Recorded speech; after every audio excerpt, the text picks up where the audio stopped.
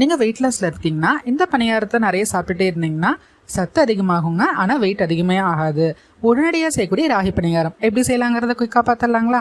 ஒரு மிக்சர் ஜாரில் ஒரு கைப்பிடி அளவுக்கு கருவேப்பிலையை நல்லா வாஷ் பண்ணி சேர்த்துட்டு அதோட 3 பச்சை மிளகா, ஒரு துண்டு இஞ்சி, கொஞ்சமாக தண்ணி சேர்த்து நல்லா பேஸ்ட் மாதிரி அரைச்சி எடுத்து வச்சுருங்க.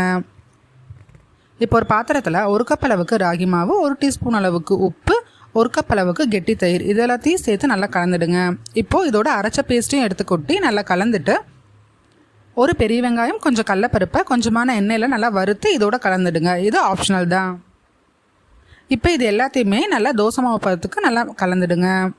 இந்த மாவை புளிக்க வைக்கணுங்கிற அவசியம் இல்லைங்க. உடனடியாக பணியாரக்கல்லில் கொஞ்சமாக எண்ணெய் ஊற்றி சுட்டு எடுத்துடலாம். தேவைன்னா கொஞ்சமாக சோடா உப்பு சேர்த்து நீங்கள் சுட்டுக்கலாம். இப்போது நம்மளுடைய சுவையான ராகி பணியாரம் ரெடி ஆகிடுங்க. கண்டிப்பாக ட்ரை பண்ணி பாருங்கள். நிச்சயமாக டிஃப்ரெண்ட்டாக இருக்கும். சுவையாக சாப்பிட்லாம், ஹெல்த்தியாக சாப்பிட்லாம், ஆரோக்கியமாக இருக்கலாம்.